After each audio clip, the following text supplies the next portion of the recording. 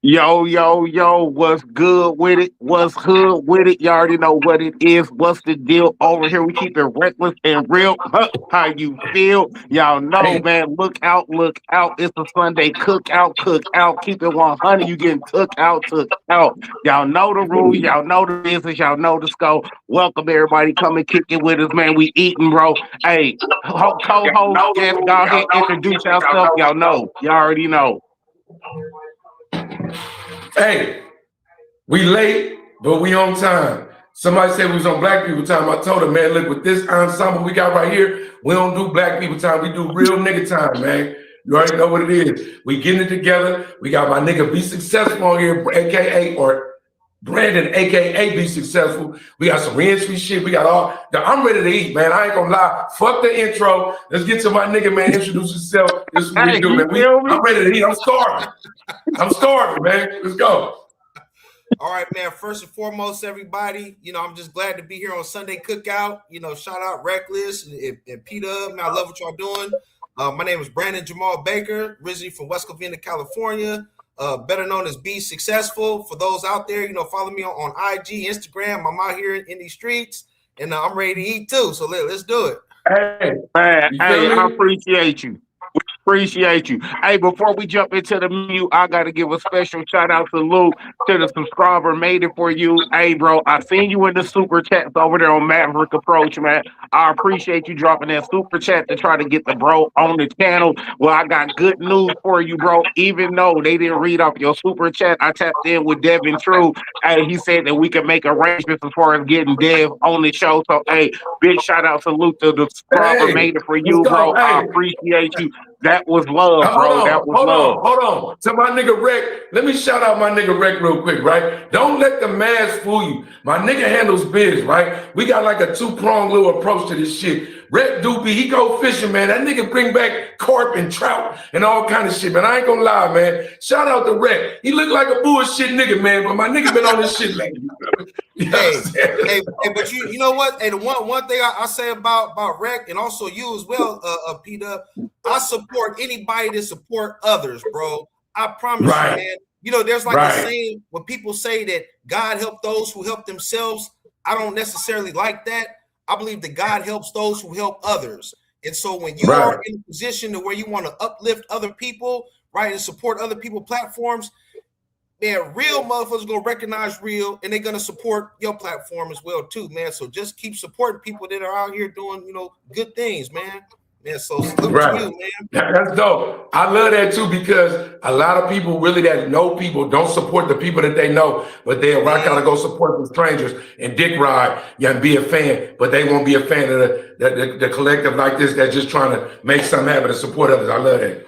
Nah, Exactly. that's real talk. A nigga DM Pooh Shiesty, welcome home, but won't fucking like and comment on the niggas posting shit. Like, what we Right. talking about, bro? You Man, feel me? That's real man. though. Exactly. That's real. You know what I'm saying? So I appreciate all the love and support. Hey, shout out to the bro ODM. I see you, bald nigga, bald nigga, bald nigga. You know what I mean? Hey, Hey, that's the ODM, bro shit. ODM, you sleeping because I could get Niche on the platform. We could beat it. You did the live with her, Denisha Jackson. You could come in on the live with us. And Nisha could be on here with us, whatever what you want to sprinkle. You were saying some real shit in the live stream.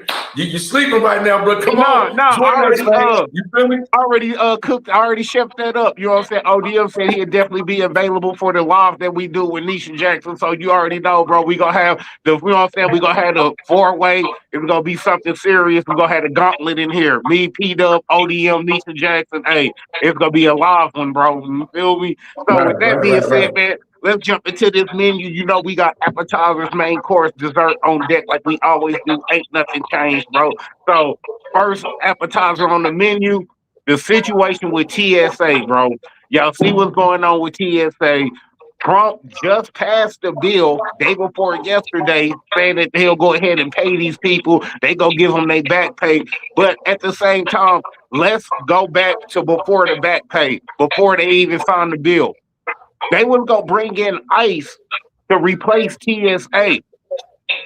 we just go start deporting people from the airport? Is that what's gonna go on? Because that's the way it looked to me. It looked like a setup play. Like, okay, now we already causing havoc and hell in the streets. You feel me? So now we gonna take them out the streets, put them in the airport. Because what better way to start deporting people? Hey, you already at the airport. Go ahead and hop on that one to Mexico. You go ahead and hop on that one to the States.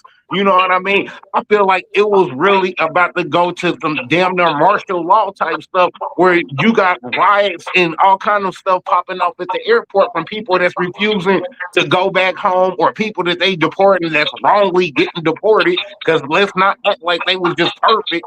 You feel me? It was people going home that don't deserve to go home because this is their home. You know what I mean? Right. So how do y'all feel about it? What's y'all opinion on that? Hey, Brandon, you already know, bro. You the guest. I'm gonna let you go first. Hey, go ahead and cook it up, man. Yeah, so for me, this is a issue that's like very personal to me.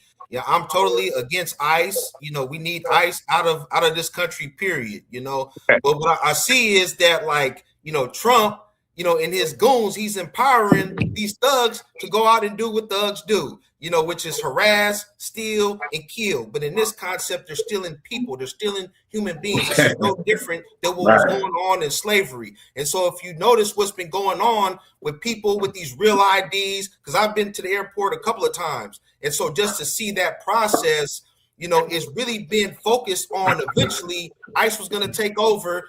And once they get you, you're done. And so it's like, and I don't want people that are watching this to think, oh, these people, they're just getting on the airplane. Maybe they're going back to their country. No, they're going to get snatched up by ICE. They're going to get put in that detention center, and they're going to be sit there until they have their day in court.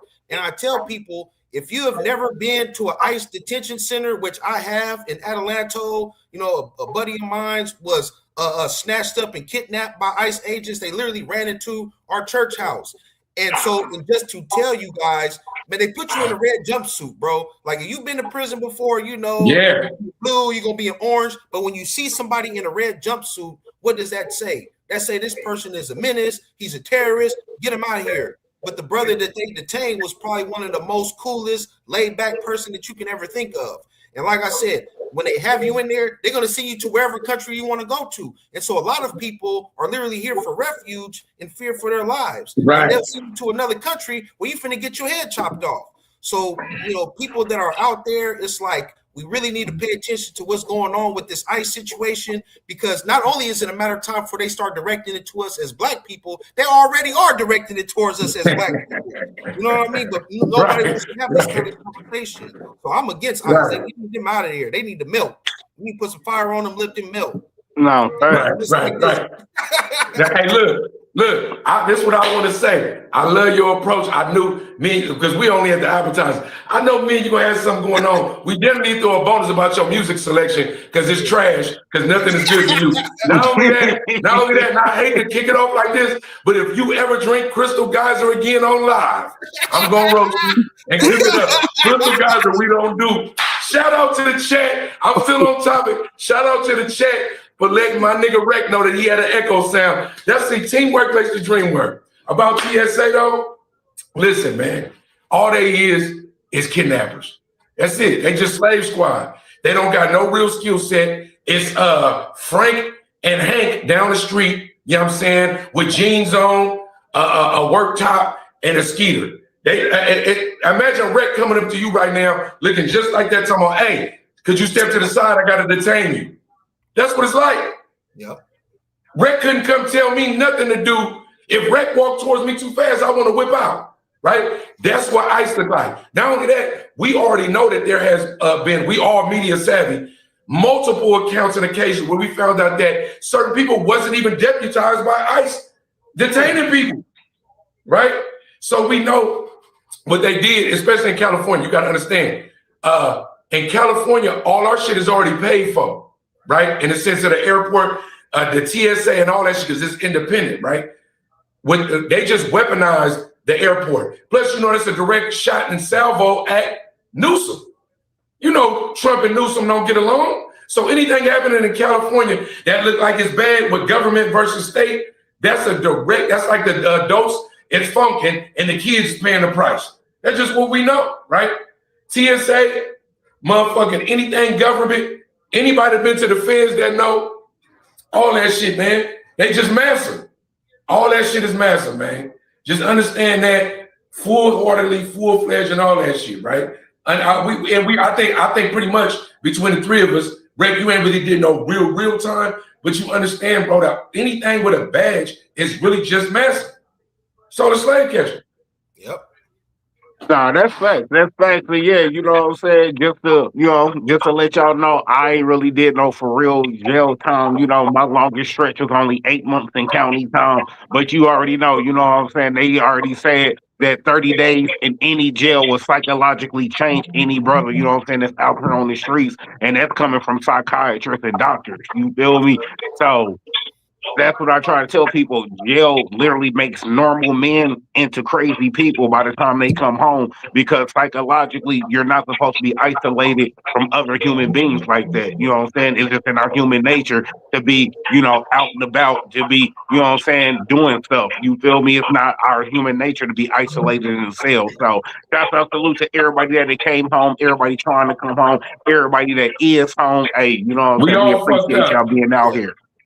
But, yeah, we all also, I just want to add one thing for anybody out there watching.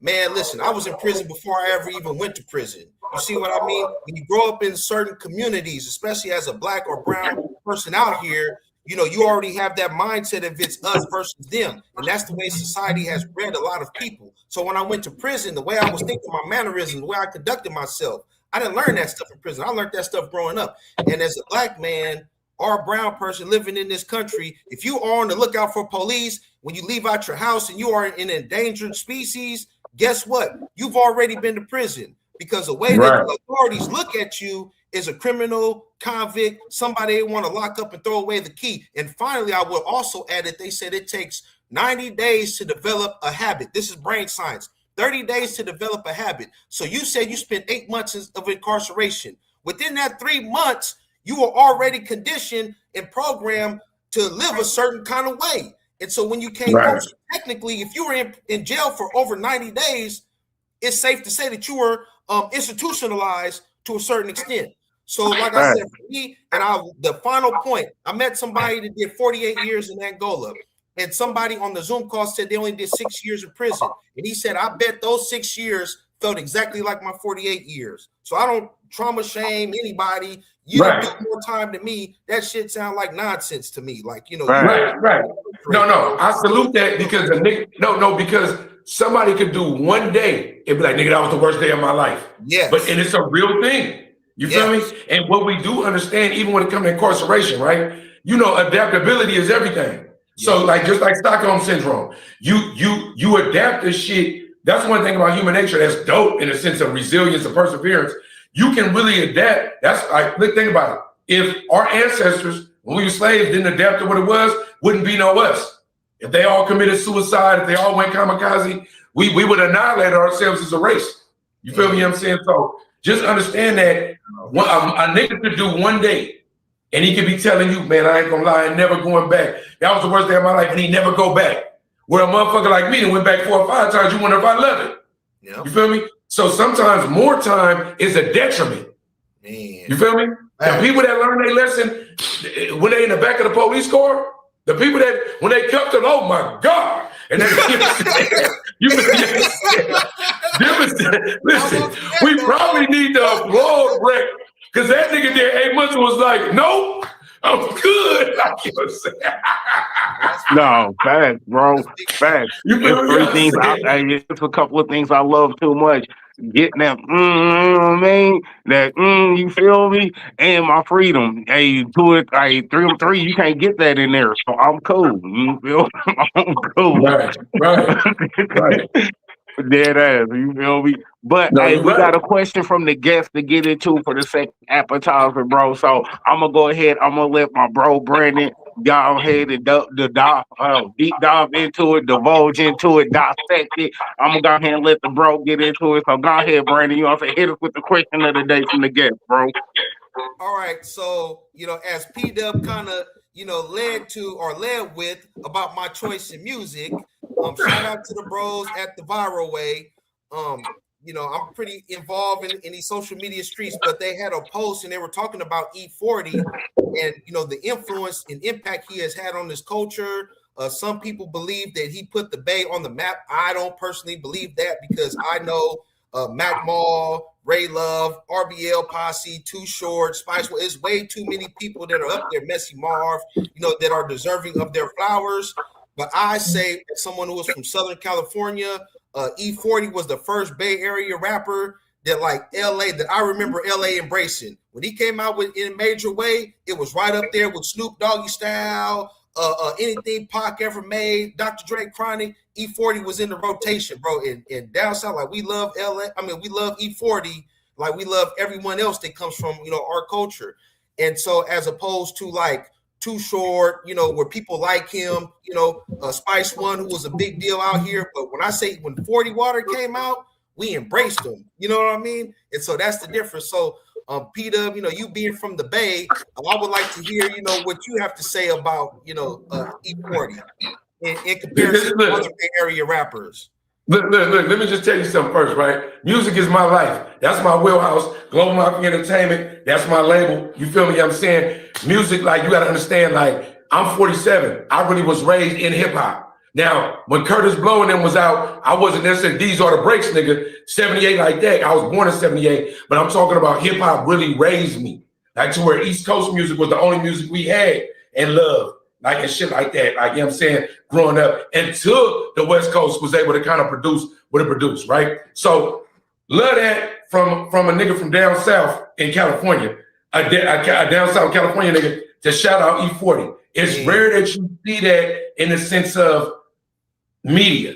Now, Uncle Snoop said straight up, a lot of this slang and all that shit came from Foley, right? You feel me? Right? So that's like a rare shout out. That don't mean that people don't respect it or whatever. We know for sure past the Midwest, like in parts of the South and like to the East, niggas used to hate on Foley. But I can say this, when it comes to the map, because you said put the Bay on the map. E40 put the Bay on the map. I don't agree with that. Period. Well, I'm gonna tell you this. I'm not gonna disagree, but I'm gonna throw some out there, right? Too Short was the first to do it. Was the first person to get famous from Oakland, California, East Oakland, California to be exact, right? Even though they try to do the by way of LA, you know what I'm saying, right? And some asterisk, right? He was the first to do it on a scale that we was like, oh, who the fuck is this? And he was talking about that shit. You feel me? You know what I'm saying, right? So, but E40 put us on the map, the Bay, to where people thought he was from Oakland for a while because the way the Bay is built. People didn't know where Vallejo was. San Francisco, that was like some tourist shit. Or even back then, I was thinking about some other shit, right? But Oakland always been an epitome, right? E40 put us on the map in a way that nobody did up until that time. You got to understand that even though I love RBL, that was my niggas. I fuck with them, you know what I'm saying? Even though rapping folk tape, like, it's like we can name all the groups, Digital Underground, the Coop.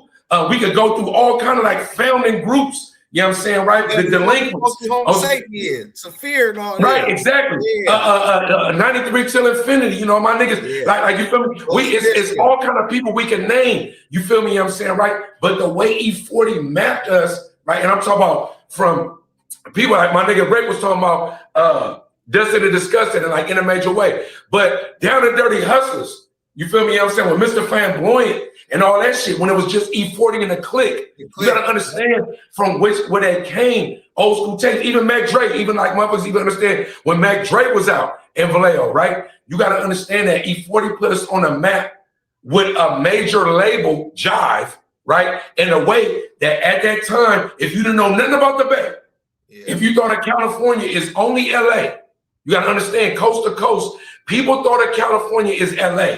Whatever LA was doing, whether it was Crippin' Blood, I was a YA baby, right? And you know, we say blood because we just say blood.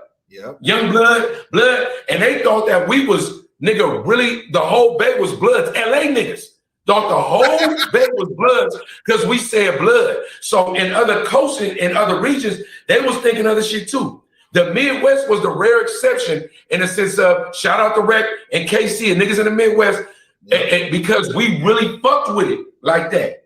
on some Bay Area type Midwest influence, Oregon, KC, shit like that kind of influence. So E40 did map us in a major way, like when it comes to a major label, because Jive at the time was a major label. You feel me? Now to a nigga from where you from, maybe not so much, because you had JT the Bigger Figure, who was fucking with the game before the game went to Dr. Dre and them. He was fucking with us. You had Daz Dillinger come down to the Bay. It was a lot of shit that got to do because we all from Cali. We know better. Yeah. You know what I'm saying? Remember when Sacramento and even Fresno really had the LA swag with Pendletons and Kroger's and shit like that. No, I'm just saying. Yeah. I'm just saying, bro, we can cook on this shit when it comes to, because the Bay was the Bay, but a lot of Northern California catered towards LA. Yeah. We can even go as far as Barstow. You feel me? And shit like that. Where really LA had niggas Crippin' and Cousin and Bellin and Pendleton and shit like that. Now the influence is more like Bay Area with Folks and Blood and what's happening with my nigga and shit like that. You feel me? I'm saying? So at the end of that, I agree with you because you know the underground scene. But for motherfuckers that don't know, E40 for sure mappers. Yeah. Shout out to Uncle Foley, man. Shout out to Be Legit, Sugar T, Cavio, nigga, the whole real nigga. Niggas, if you gotta really double back on E40 in the clip. And so that's the reason why I brought this up, because like, you know, it's people in the comments and like they don't really know music. And like I said, for me, like I'm a hip hop historian. Like all those names I named from the Bay Area, shout out, because they was getting played in my ride. But I just remember when E40 first came out, you would have thought he was from LA. Like we embraced him down there. You know what I mean? Right. But like I also would add that maybe the same could be said about Spice One too. Because come on, bro. Come on. No, real quick, before my nigga Reck go. If you look at Minister Society, it was an LA movie. Yep. But it was Bay niggas in it. Absolutely. Saphir, who was Saphir? Yep. Harold, yep. Harold, come on. That my nigga know. Harold got smacked first scene from East Oakland. You feel me? You had MC Pooh up in there. You had MC Pooh, my nigga Ant Banks, cousin Banks. Come on, folks. You know, Ant was supposed to play on the soundtrack. He had the lead single. Come on, bro. You know, Ant Banks. That's my uncle. Ant Banks was supposed to play Pooh Man role. You feel me? I'm saying, right? So I'm saying it was a whole bunch of like real Bay Area shit. Remember, Pac was supposed to be O-Dog. Yeah, yep. You feel me? I'm saying? So we know. See those that know. Real talk, man. We need to get back to that too, man. You know, from the Bay to LA, man. Like we really need to get back to that. We doing it now. Doing it now, bro. Yeah, man. And let me drop this real quick for Reck go. Yo, I'm damn near proud of you now, because some of the shit I was posting, it's like, I'm thinking nigga got board work. Me and Reck like, oh, that's boards. You going like, look, bro, this shit was mediocre at best. I'm like, what the fuck is this nigga think? This nigga think, fuck this nigga think he is shitting on my shit. Yeah, man. I'm a historian, man. You know, man. I love the culture, you know, man. Reck, Hey, Reck, tell him we were sideboarding like that wasn't bars to this nigga. We gotta get this nigga on. You feel me? Like, man, what are you talking about? This nigga on. But no, like if I had to answer that, man, you know what I'm saying, I'm gonna have an unpopular opinion, but that's because, like I was telling Doug backstage, man, I've been on West Coast music because West Coast is a heavy influence when it comes to KC. Just our blend of music, our style of music, what we listen to, all the way to create music. The Bay got a heavy influence in KC music. You know what I'm saying? We've been like cousins since way back in the 80s and early 90s. You know what I mean? So like for me growing up, I was already bumping Too Short. You know what I'm saying? Cuss words, Life's a Bitch. You know what I'm saying? Ghetto. Like Freaky Tales, you know what I'm saying? So I was already on Bay music before E40 was even thought about. You know what I'm saying? Just to keep it 100. That's no knock at 40. That's just saying I had my ear to the Bay streets way before it was a mainstream Bay type music for us to really be listening to. Spice One, 1-800-STICE. You know what I'm saying? If y'all don't know, go back and listen to that. That's a throwback. That's still in my phone right now. You know what I'm saying?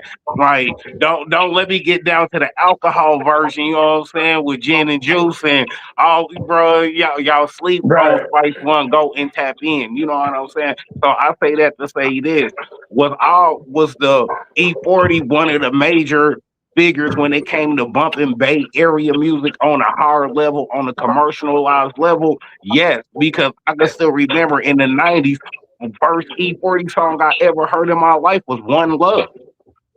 You know what I'm One saying? love, one love. Yeah, Yeah. you feel me? One Love, because that Right, was right, on the on top. radio. Because that was on the radio. They had a video for that. I remember seeing that. You know what I'm saying? So One Love was one of my first ones. But if y'all want to take it back to 40, bro, y'all forget about Federal, E40 Federal album. You feel Come me? on, With brother. How Redheads. we You know what I'm forget saying? about that? Redheads Wanna get be nothing. saved, Captain Yeah, Salem? yeah. Redheads Right, get right. nothing Listen, but bro. cheese, Listen, y'all. E40 Federal. Hold on. Our practice looking hard. You feel me? You know what I'm saying? Listen, bro. Like, stop it, bro. Like, nigga, shout out to stop Blake, it, bro. man. Like, Hey, right, exactly. It's Nigga, no Mount Rushmore. It's no Mount Rushmore of West Coast rap without E40 on it, and that's the only thing I got to say about that. but it's so many honorable mentions. You forgot about Yuck. You forgot like the Loonies. On there, What, hey, Yuck nigga, Regime. As soon as I heard JC, that's the only thing what I you thought mean? about was Yeah, Regime. because Yuck listen, the Loonies was dope. The Loonies was dope. But when Yuck went solo, when he went to Rap a Lot, with that Ovulation and Double Disc, and then we didn't even talk about, and then speaking of Double Disc, the Element of Surprise, E40, with the Double Disc, the Element of Surprise, the yellow and the oranges. Stop playing. Bro, listen, it's too many, bro. It's too many to name. Look at the chat right now. You got San Quinn, you got Cool Nut, JT the Bigger Figure. Look at the chat. I'm just saying, it's so many honorable mentions, bro. Look, we could do that from the Bay to LA. Like, cause we could go to Alcoholics, we could go Exhibit. Like think about how many people we could go. Like we could go so far, like just to the scene that maybe a nigga had mild commercial success, but from 102.3 to beat to 106.1 Camille. Like, think about it, bro. It's so many things we could just talk about that, like, really motherfuckers don't even if we went to commercial with like nigga Young MC, not Young, what's my nigga Tony Lowe? Nigga, we were just talking about Hammer. 357. No, but niggas used to have Hammer fucked up. Hammer was a thug. He from a real East Oakland spot. Shout out to my High Street Bank boys and the Burrells in West Oakland. Nigga, that nigga was one of the only niggas to ever stand up to Suge. Stop playing. Real town nigga though. Yo, shout out to my nigga Stanley. Stop playing, bro.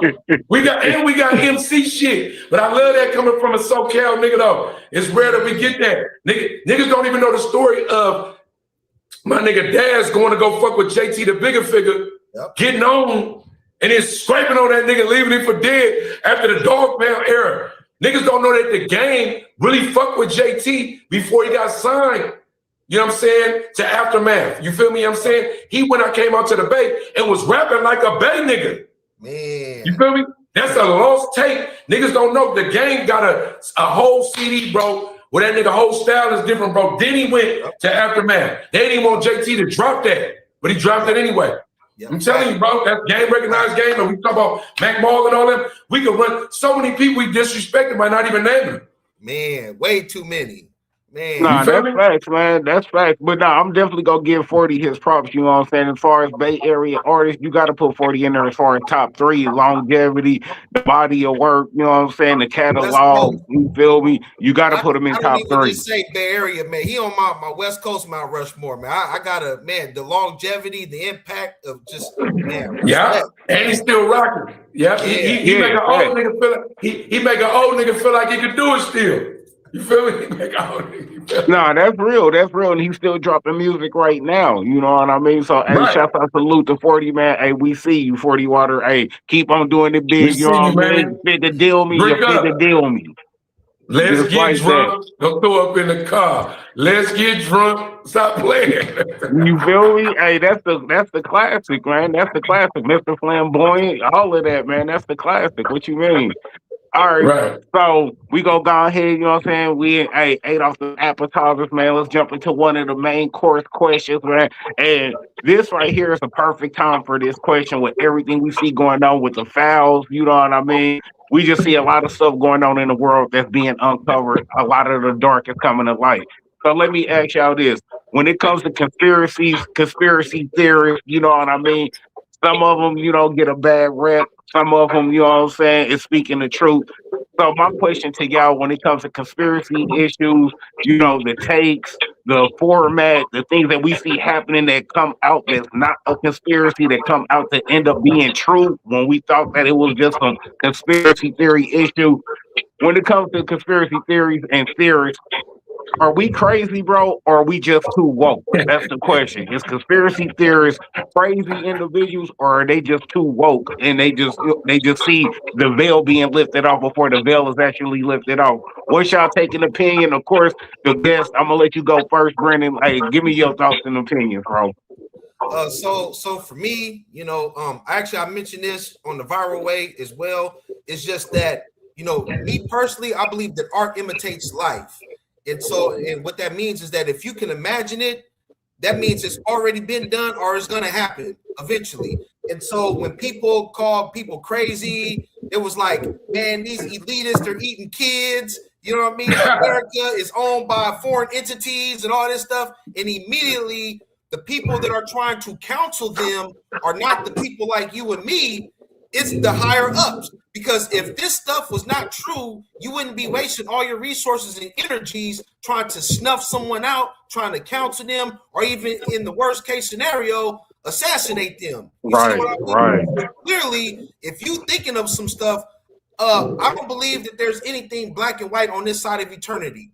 Because I'm just open-minded like that. So I believe that there's a lot of gray areas. So when someone says something crazy, I'm not going to automatically just try to disregard them. In fact, I'm going to do my own investigation and my own research, and I'm going to come to my own understanding of whatever I'm putting forward. But what happens is, you're either on the left or you're on the right. And when you are, you're being controlled by outside entities that are telling you how to think. And literally, we need to get back, especially as Black people in this country, where we really don't even belong in the first place. But that's a whole nother topic. But since we're here, we at least don't need to have our minds, conditioned to think a certain way or to lean a certain way. We need to be able to be open-minded and to think. Whenever Kanye comes out and says something crazy, right, it might not be crazy. In fact, that's a good example. Our own research, our own deep dive to say, hey, man, he's on to something. Instead of F you, Kanye, use a coon, use a house, Negro, and then next thing you know, he come pop back up, and now you're like, oh, he was right the whole time. That. Save your apologies. Do your own research, man. Because I don't think anybody's too crazy or too woke. Because something that was crazy, come to find out that this is actually happening. Right. I agree, right? I agree with everything you just said, right? I'm talking about unequivocally. And I want to add on to it. I want to staple the end of it and extend it, right? We all crazy. See, the people that's woke, the people that's talking about the Matrix, the people that's talking about the sim, the people that know that prison is the same thing, sorry about that high school and or junior high or middle school, whatever one you went to, prepared you to high school, prepared you for a certain part of prison, from the Pledge of Allegiance to how you stepped out on that playground, which was the yard. So all of us that know, right? To anybody that ever said something out loud, and somebody went, what the fuck are you talking about? But what you was talking about was the real shit. You looked at them like, why they don't get it? Shout out to Harriet Tubman, went to free the slaves, and some of them went, I ain't no slave, right? Man. Understand that it's both, Reck. We crazy and we genius at the same time. Albert Einstein figured out the theory of relativity. When you look at a picture of Albert Einstein, and even from depictions of him in movies, right, Hollywood, it seemed like he was erratic and he was crazy. But that nigga figured out one of the most important equations in our lifetime, right? But aesthetically, when you looked at it, even probably his mannerisms look crazy. Nikola Tesla, the Tesla that we see on the street today, you got to understand what the Tesla name means from where it came from. Once upon a time, it was a dude that was trying to give us free energy. Right. Understand what Tesla is. That's what I'm saying. When you don't know your history, I could say something like this. Shout out to the Maverick approach. Me and something that Reck was talking about the other day. They say shit out loud. Shout out the viral way. Right? Yeah. Some of our cohorts in this sphere of what we're doing right now say stuff out loud that the casual listener goes, man, what the fuck is wrong with this? Right. Facts. That's facts, bro. But you want me to tell you what we do as a collective? We go, nigga on mamas. You feel me? We double down. Remember I was just talking about that? That's what we do. Yep. Man, that part right there. That's why the algorithm, which is alive, right? The algorithm brings like-minded people together. Somebody tap Reck on the shoulder in the chat. Ask Reck, tap him on the shoulder because he controlling the comments. Ask him where we met at. That nigga gonna say, oh nigga, I was sliding through and the algorithm slid me somewhere and I seen this nigga Dub talking. Man. Right. Ask him how Brandon started following Dub and how I got him. How do we all get here? The algorithm. Because like minds,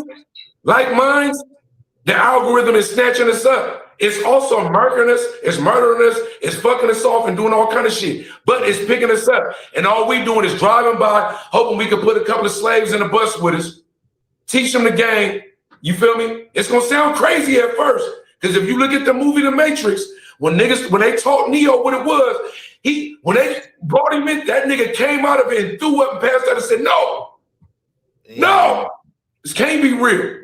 I'm telling you, art imitates life and life imitates art. When you see certain guns in movies and you like, that's a dope ass gun. Wow, I wish it was something like that. In real life, it was already made. Yep. Right. It was just a prototype in the movie.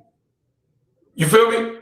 Next thing you know, we're gonna be walking around with switches. Imagine the first time you watched the movie and you seen a button on something and you was like, nigga, that's a handgun. Why is it doing that? And then here we are. I'm just saying, it ain't just the Simpsons and the Jetsons. The algorithm is real. It's a moving entity. When we log off, shit that you thought about and talked about right now on this stream, we're going to get off and scroll on Instagram, scroll on TikTok, scroll on YouTube, and it's going to be right there. Yep. I'm saying, bro. So you ain't just crazy. You a little bit you is, though. Because we all got PTSD. But in real life, right? When you eating this shit, when a nigga cooking, and I'm at the pit, and I'm saying, "Yo, bitch ass, I don't touch my pit." I'm pouring beer on shit, and I serve it to you, and you eat it like, nigga, this shit fire, right? When it's fire to you, nigga, oh, you one of us. If you eating like this shit, the seasoning, it's too salty, right? I don't trip, but just sit back, bro. We gonna come back and get you later. Right. Just gonna come back and get you later. You feel me? That's what it is, bro. No, and like me, you know what I'm saying? I'm gonna answer it like this, you feel me? To be honest, you gotta be a little crazy, you know what I'm saying, to think outside the box. You gotta be a little crazy to be a free thinker. You gotta be a little crazy to see things from multiple angles and perspectives and goggles that not necessarily your goggles or your lenses that you're looking at it through. You looking at it through another person's vision. You feel me? So you gotta see they breakdown. You look at it through this person's vision. You gotta see their perspective and they breakdown. Then you gotta look at it from your own while you weighing out other perspectives and angles to your own opinion. You know what I'm saying? So really, you got one mind thinking in three different ways for three different people, including yourself, on how this is gonna play out, what this may or may not be. So you got to be a little crazy just to have that mental capacity to even be able to do that. You feel me? Everybody look at me and be like, man, how you multitask as good as you do? Bro, because I got kids. When you got kids, you better know how to multitask, or it's gonna be a long parenthood life. You feel me? It's gonna be a very long and tumultuous parenthood life if you don't know how to multitask. You know what I mean? So you gotta be able to do multiple things at once. You feel me? Same thing with your thinking. You gotta be able to think multiple things at once. You know what I'm saying? So me, you got to be a little crazy to even look at things from outside the box. But this is why I don't like calling people crazy. It's because it's dismissive. You feel me? When you call somebody crazy, it's dismissive. You can easily tune them out. I mean, he don't know what he's talking about. He crazy. But what if he not? So when you say he's crazy, you won't even listen to where he's going with it, or what, you know what I'm saying, he's quarterbacking, because in your mind, man, he crazy. That's dismissal. Don't listen to what he's talking about. It's basically what you telling him. But he might be on some truth. But because you call him crazy and it's dismissal, now don't nobody want to listen to him. Oh, that's that crazy wino at the gas station. He don't know what he's talking about. Man, this crazy wino might have been outside and seen something that we didn't see, being in house and being asleep. He might be putting us on game. He might not be as crazy as y'all think. You know what I mean? And it's crazy to be a sheep. It's crazy to do whatever they tell you to do. Like, see, that's really crazy that a man, woman, or child, an unknown entity can service in media or whatever and say, do this, and they go, bet. Yep. You feel me? That's real. Right? Somebody that love you can say, hey, stop fucking with that vape. It's worse than cigarettes. And you go, right?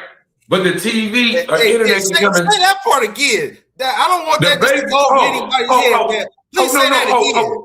Let me. I want to get this PSA. Thank you. That's why I fuck with you, bro. Yeah, listen. This is a PSA. If you fucking with a vape, I don't give a fuck if it's weed. I don't give a fuck if it's a cigarette. Poison. If you fucking with a vape, it's worse than anything she was doing before that. That don't mean that it ain't carcinogens in regular cigarettes. That don't mean that a blunt wrap ain't fucked up. It means that there's an incomplete study on what you're doing. The complete study on earbuds and iPads and phones is still incomplete because smartphones only been around, about 20 years now, right? Yeah. Right. If that, about 15, 16, right? When it comes to vapes, how long have they been around? Do you understand that the Surgeon General, there was no Surgeon General warning on cigarettes. They were smoking them in movies, TV, and all that shit. And it was actually, once upon a time, tobacco is something healthy, right? It took them 50 years to go, hey, by the way, sorry about that. We was wrong and caused cancer. Right. By the way, by law, we got to put the Surgeon General warning on it. So you think that for some reason they created something that could explode in your pocket, you go overcharge it, and you don't know exactly what to do. And you smoking it because it's electric.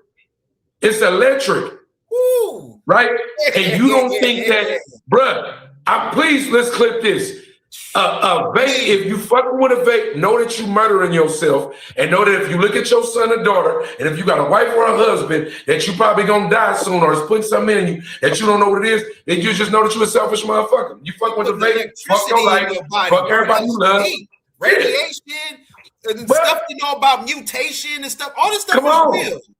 Basically, fuck everybody you love. Yeah, just fuck everybody you love. Every time you hear it go, hey, son, daughter, I hate you. Hey, husband, wife, I hate you. Hey, Lord, hey, suck a dick. Just know that when you hit the vape, this is a PSA. It's unfiltered. You hit the vape, you a weirdo. You probably gonna die soon.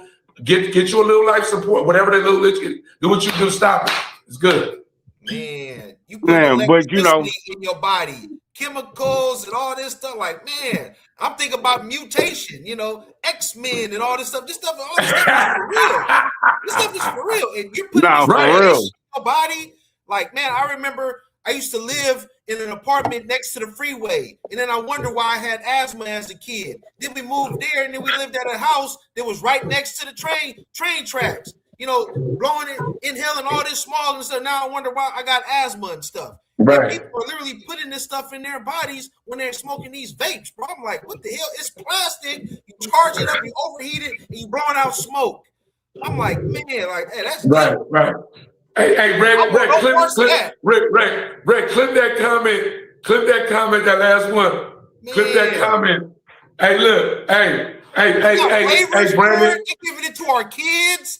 Hey, man. Hey, Brandon, read that comment and go in and respond to that comment, man. I feel like you're going to give that comment some justice. Yeah, absolutely. It said, if they stop vaping, don't forget to stop so much marijuana and alcohol use. It's all bad for you, along with unhealthy foods. Now, once again, just as me being a spiritual person, I'm telling you, one day, eventually, I'm going to go through the whole Leviticus diet and really understanding that your body is a temple. All this stuff is for real. And like my second favorite rapper, I always shout him out as Nas, but he talks about the poison, the stuff that you're putting into your body. Like weed, it's not even weed anymore. Remember back in the day, we were talking homegrown stuff. Literally, all this stuff is chemicals, bro. And everywhere that I go, there's another smoke shop.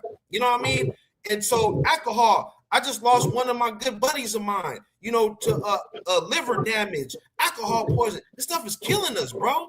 This stuff, we literally killing ourselves by the stuff that we're consuming. And if we have a collective conscience of open-mindedness, I'm not judging anybody that does it, but I want you to think about something, what you're literally doing. When you get up to your 50s, you're already having a midlife crisis, and you're thinking like, damn, it's finna be the end now. You know what I mean? 60 years old, I'm finna die any day soon now because everybody else is my age. They happy just to be alive at this point in their time. But it was not meant to be so. When you go back 100 years and you look at like our peoples back then, great grandmas, you read obituaries, you see great grandma lived to be 100, great grandpa lived to be 100. But here I am, man. I lost my mom. She was 56 years old. You see what I mean? Right. And it's really because of the poison that we put into our bodies. Not only is the government giving us this stuff, they're also promoting it. You know what I mean? Kids, every day. I don't want every day. Mom, give me McDonald's. Feed look, me. Look.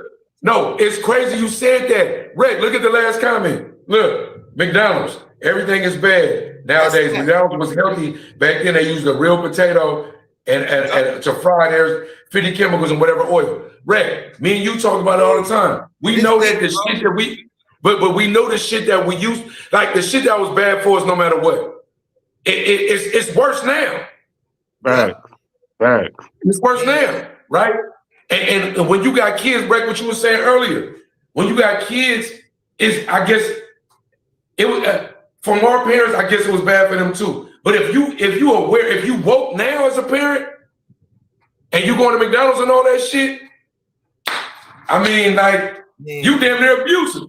Like, man, you know, and I tell you, man, hey, when I go through stuff on my algorithm and it's interesting to me, I always repost it. So people that are on my algorithm, they'll be able to see it too. And when I saw the lady with the McDonald's burger that was like 20 years old and like it didn't form or nothing, bro. Did disintegrate? No, nothing, bro. Right. And they say that about Twinkies. They said it about Twinkies too, right? So it's like, but I'm gonna tell you something. It's Reck, not the sidetrack from the moderation, but it's like, you know what? It's damn near like if on the internet, bro, ain't nothing good for us. Like when you look at it, bro, like it's times that a nigga fucking with something. Don't let a little piece of gristle be in something. Like, you know, the texture be fucked up with something. A nigga be damn near about to freak out. Like, you know what I'm saying? A nigga be about to freak out about anything now. Look, the wife at the house, she got us not fucking with air fryers. I'm talking about, look, this should have had you fucked up, bro. Like it had you fucked up, bro. Like, you know what I'm saying, right? This shit is real. But I do love the perspective. I love that holistic approach to a lot of things. You even got to be careful with your vegetables and your seafood now. Yeah. So it's almost like, I think the human body was really already built to be grass-fed, right? And we kind of fucked it up for ourselves to where, because our teeth ain't even built really for meat, right? But we became meat eaters, right? But at the end of the day, man, all we trying to do is push an agenda of health and consciousness. And what he just said, my dad died of liver and what's the other one? Kidney failure. Yep. You feel me? I'm saying? Years ago, he died from that, and he was an avid drinker his whole life. And I ain't gonna lie, your boy Dub, I could drink some shit you don't even know I'm lit. Right. You feel me? That's deep. Nah, that's real, bro. That's real. And that's why, like, bro, they've already said it's 20% human DNA in McDonald's meat. Why are y'all still eating that though, bro? You feel me? Like, that's the crazy part is they have literally came out and told y'all, yes, y'all are digesting human flesh and DNA, and y'all still out here taking things to McDonald's, getting Happy Meals. That meal ain't so happy, bro. You feel me? I'm gonna keep it 100. I cook at the crib all the time. I don't even eat fast food, but I've always been like that because I have a culinary arts background. So when you got a culinary arts background, you look at food, ingredients, and all of that a lot differently than most people anyway. You know what I mean? So with that being said, man, if I eat McDonald's, Wendy's, any kind of fast food, my stomach is doing backflips because it's not used to eating processed food like that. You know what I mean? I Like swear to tonight, God. I'm a cook pesto Yeah. crusted steak tonight. You know what I'm saying? I'm gonna eat steak and potatoes tonight. I don't eat fast food, so when your body's not used to eating fast food, you will literally reject that same fast food. You feel me? And everybody's body does it, but after so much time, your body becomes conditioned to taking in poisonous food and outtaking. You know what I'm saying? The same thing. So it's Right. intake, outtake. But now your body became conditioned to it. It's used to all these chemicals and stuff. Do you know overseas in London and UK, they Right. have so many chemicals Right. banned that they don't even put in their food that we Exactly. ingest every day? Right. Kind of Look, different look It's dyes at just in the us. Kool-Aid and the pop. quality of life. I mean, It's just us. yeah, it's Right. food. It's You just stay away from them it's just chemicals. us. You live long. You're happy. This stuff literally changes your mood too. Like the brain stem is literally controlled by what you consume. Like your body's literally is a factory. And so Right. this is why I say it's very important that health is wealth. Because if you have a sound mind, you can reach your full potential. You know what I mean? And so it's a lot of people that are killing themselves. And if you're not physically dying, you're mentally dying by what you are consuming. You are a slave to what you consume. I'll say it Right. again, you are a slave to what you consume.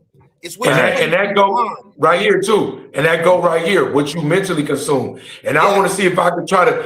This is what I want to see because I ain't gonna lie. I be having mind control over Debo. I want to hope that I can influence you to this. You know what your body is, a factory when you JV, but when you become varsity, your body is a universe, right? Oh, absolutely. Your Right. body is a universe because, like the universe, right? Right now, you don't got to think about your blood circulating, your heart beating, right? You don't even think about if you want to blink or lift a finger, right? That's the universe, bro. Like, you know what I'm saying? Yo, think about the stuff in your body when it comes to like how the blood circulates through your whole body from your toes to the tip of your motherfucking skull and makes your heart pump, helps your amygdala do what it got to do to process information, right? That's the universe, bro, where it's like we can study it, but we can't explain it. Right. That's You your your own body. server. You your own Right. server. Just download. That's your body. You feel me? Yeah. So when we talk about that, right? It is a factory, but we know how a factory works. The thing about the human body, we think we know how it works, but it might be more spiritual than it is physical. That's the point that I always go through. Like I said, I don't believe in putting anything or anybody in any kind of box. Like I said, because I'm a believer, I'm a spiritual being, having a human experience, and similar to the universe, it's ever expanding. You see what I mean? Right. It was once Right. upon a time when people said that, the universe is just what it is, it doesn't expand. But now we're starting to find out that it does expand. Right. You know what I mean? But God has already revealed this to us. People once said that stars, you can number them. But God already said that the stars in the sky are innumerable. So Right. And so nature is God's way of communicating to us as human beings, because that's literally like how we align. But once again, if you're not spiritually in tune, you're not going to be spiritually inclined to operate in a certain kind of way. Amen. Nah, that's real. And it sounds like gibberish to you when somebody trying to teach it to you. Yeah. Oh yeah, pretty It much. don't even sound like English. Nigga, I could tell somebody, hey, bro, hey, stop drinking Crystal Geyser. And he can look at me like you don't know what I'm on.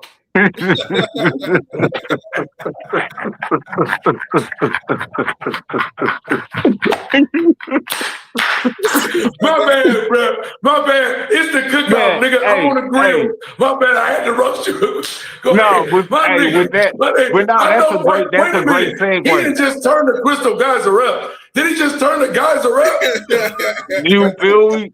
No, but that's a great segue. You know what I'm saying? Since the co-host got jokes, man, let's just jump into this real quick. You know what I'm saying? Another main course on the menu, man. All right. We seen the comedy skit that Drewski did recently about Erica Kirk. You know what I'm saying? So since the co-host got jokes, let's get into the comedy aspect of what's going on with the current events lately. So we seen Drewski do the skit recently with Erica Kirk. Some people are just laughing at it. They think it's awesome. They think it's spot on that, hey, he got it perfect. You know what I mean? you got some people in an uproar. You got Erica Kirk herself in an uproar, talking about it's not funny. He's making, money off of my pain and my trauma, things of that such. So, guest co-host, I'm gonna let y'all go first as always. What is y'all thoughts and opinions about the whole Drewski's situation? Do y'all feel like comedy is getting too sensitive, or hey, is it just comedy that we've been seeing for years? What's y'all taking opinion? So first and foremost, I just find it very ironic and humorous that we have white people in an uproar about a black man, getting a laugh out of quote unquote the pain of a white woman, right? When in actuality, they have exploited us and made fun of us, right? And made millions and billions and trillions of dollars over our pain and over our experience as Rap black music people in this country. Right? Rap music is pain and trauma. But even this, right? There was a movie called Birth of a Nation. I don't know if you guys know about it, but there's a movie, Birth of a Nation, that was actually screened at the White House. And this movie, like I said, I've written about it. Like this, it haunts me even still to this day. That once upon a time in this country, not even 100 years ago, it ain't even been that long ago, right? This is early 1900s, where they literally filmed. They had a movie that depicted the KKK as heroes, right? They were hunting black people because they sold this agenda that blacks were a threat to white women, right? And the president of the country screened this movie at the White House. And so now here we are in 2026, and people are going to get butthurt over Drewski doing the skit, which he never even mentioned her name, by the way. It's just you feel some type of way because the person kind of looked like you. But you knew who it was, right? Yeah, right. Exactly. Right. So I just say at the end of the day, man, it's art imitating life. It was funny. I'm not even really a Drewski fan personally, but I thought the skit was very funny. I thought it was pretty much spot on his impersonation. And I just think that people just need to relax. Like, don't be sitting here playing the victim role when you don't care about the pain that we experience. And I also, once again, my favorite rapper, Tupac, man, I love one of my favorite songs is Blasphemy, when he said, should we cry when the Pope died? My request, we should cry if they cry when we buried Malcolm X. So don't sit here and talk to me about your experience and like your hurt if you don't care about our experience and our hurt, as black people in this country. That's Once again, I agree with the bearded man. You feel me? At the end of the day, right? We know, but we both know. She sued him. I think it was like a cease and desist. If I'm right, Reck, wasn't it like a cease and desist or something? Yeah, it was something legal, right? He sent them a cease and desist. You know what I'm saying? Right. For him to not be able to perform it, promote it, or put it out there. But hey, it's already out there. You feel me? Right. But go ahead. You know what I'm saying? But not only that, we understand that satire, because that's what it's called. Satire is legal. Right. I can make fun of anything I want, just like on the news. I could say Brandon did whatever allegedly. As long as I use the word allegedly, he can't. I could say Brandon killed 16 people allegedly. But it ain't no report of Brandon doing anything. But as long as I use allegedly, I can put it out there, right? Not only that, it's funny. And what we do know about humor is this. If a motherfucker say to Reck, hey, you a bitch ass nigga, and you know you a bitch ass nigga, it's gonna hurt your feelings. Right? If I'm telling a joke, if you in a crowd. But if you ain't a bitch ass nigga, hardy or hard, right? The reason why it's funny to us is because we know it's true. The reason why it's unfunny to her is because she know it's true. Mm-hmm. Right. If you look at the skit with the bitch eyes doing this, all that shit, right? With the shit about Charlie Kirk, even if I'm gonna go deep, I'm gonna go Maverick approach on this shit. Look at Candace Owens. Candace Owens is digging the bitch grave. Bro, hey, hold on, Dub. Before you continue with that comment, did you know that Erica Kirk and Candace Owens was both video victims back in the day? I didn't know that. Both of them used to be video victims back in the day. So that makes me think: is Candace Owens and Erica Kirk really a part of our community and our fight and our struggle on either side, or was they put into position and this is all a play by the higher ups? Because how Okay, many video look. vixens are being put into position on the political end? That's crazy that both of them used to be video vixens and now both of them are part of the political party on different sides. No, look, I'll reply to your addendum and I'll give Brandon a shot at responding too. Listen, the cold part about it is it ain't no sides. Republican and Democrats are both the same people. Right. If you go to your history, Republicans used to be Democrats. Right. Yep. And it was something else called the Whig Party. That's the motherfucker that was wearing wigs, right? If you just go to your history, but we gonna come back to reality. It ain't no size. What I can tell you about Candace Owens is this. I don't know if she for us ever, right? But she's riding on the ex-wife, the wifey. That bitch didn't expose so much shit about whatever she feel about Charlie Kirk's wife, right? And put it on wax. She put that shit out there. So whether Charlie Kirk was a player, we didn't know it. I don't know what Charlie Kirk had going on, but Candace Owens is on a crusade, right? To prove that he was assassinated by an entity that wasn't the one, whoever it was that got caught for it. Right? Right. That's a and the reason why I say that though, Dub, is because after Charlie Kirk passed away, she started promoting the book. So you went on the whole book tour right after your husband passed. Ain't you supposed to be sitting here grieving and showing condolences to your husband who was so important to you? But Reck, that's what I'm saying to you. Reck, that's what I'm saying to you. Charlie Kirk's wife is a punk bitch, period. She ain't even, like, just honestly, bro. Like, Charlie Kirk's wife, when she came and hugged the dude on stage, did the weird shit with dad, everything that she might be a bitch that's a clone. If you believe in reptilians and aliens and all that shit, she's a perfect candidate for your belief system. If you wanted a person that was going to stand in front of you and be like, this is her, this is it, this is what we own, her, right? What I'm saying to you is that when it comes to any of that, the satire and all that shit, she's only upset. You forgave the killer. You forgave the man who shot and killed, allegedly, your husband, right? But Drewski, who this is his job. His job is to do this. He's a skit guy. Think about it. The first time you seen Drewski was online somewhere. This nigga doing T-Mobile commercials, right? He's commercial now. His job is satire. You're mad at satire because the satire is so true to form that it fucks with you. But a person who shot and killed, murdered, made your husband's murder as viral as he was, you say, I forgive you. But a dude coming to tell jokes is his job, you tripping, right? You tripping.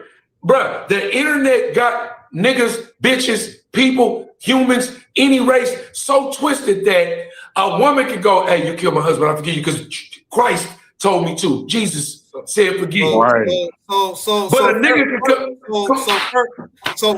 first and foremost, in that issue, we cannot, deny that we're talking about a black man and a white woman. Period. So race is definitely an issue. And if you're talking about the person who shot and killed Charlie Kirk as being a white person, that's something completely different on a whole opposite scale for many different levels. But we talked about Candace Owens and her past, and Charlie Kirk's wife and her past, all that stuff. Same thing I mentioned on Viral Way is that at the end of the day, politics is all about power and prestige. And we also know, me being a spiritual person, that it's the love of money that is the root of all kinds of evil. It's not money itself, it's the love of money. Because people would do anything they can for the almighty dollar. They will lose all their integrity. They don't care about anything other than how am I going to get this money? So if I have to be a sellout, paint my face, and start whistling Dixie, that's what I'm going to do because I love the money more than I even love myself. So it's not far-fetched to think that this person could be a part of hip-hop culture in videos, something like that, and then they get their come up and say, hey, I'm going to be a conservative. because this is how I'm going to make my money. And so the final thing that I will say, because it makes me sick to my stomach and I don't even acknowledge it or display any kind of energy or emotion towards it, but we need to stop celebrating and promoting people just talk this nonsense. Like people are disrespecting, you know, the legacy of Nipsey Hussle and Black Sam, and it's people that look like us that sit there and just start saying some nonsense. I don't want to even comment and say a negative comment or even argue or debate them, because you're not getting no like, you know, view, no none of this stuff. Right. You already know what you're about. And so at the end of the day, and going back to Charlie Kirk's wife, and you mentioned the book that she has, it's a one saying in show business that any publicity is good publicity. It's good publicity. Right. It's good. That's 50 Cent built his whole career on that. Yep. 50 Cent built his whole career on that. Any publicity is good publicity. Most people that have a brand look like that. If you're a true businessman, honestly, and your shit get mentioned, you can capitalize on it. Yep. I agree. Man. And the best publicity part right now is her dead husband. Want me to tell you something? Charlie Kirk. But Charlie Kirk on the low, even though he was a weird nigga, used to say some shit you didn't agree with, right? Charlie Kirk started getting woke in another way. Because at first he was a plant. Then he started looking at shit for what it was and started realizing that he was criticizing himself and started saying too much shit against the establishment he was a part of.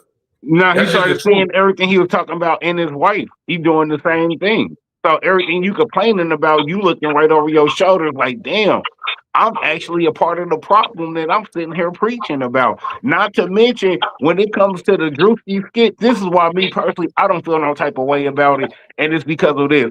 Y'all remember a movie called Tropic Thunder? Didn't it have Robert Downey Jr. in it? And he was playing blackface. He was a blackface. You feel me? He got an Oscar for that. He won movie awards for that film and for playing that role as a black man, and he was a white dude. It was hilarious. It was funny. It was, you know what I'm saying, downright a barn burner of comedy. White people ate that up and loved that movie. Me personally, I never even seen the movie. I don't feel a type of way about the movie because I understand satire. I understand comedy. We joke about things that aren't funny sometimes. How many times have y'all heard a comedian joke about George Floyd and him passing away and them laughing? They like, oh, I can't breathe either. I can't breathe either. You feel me?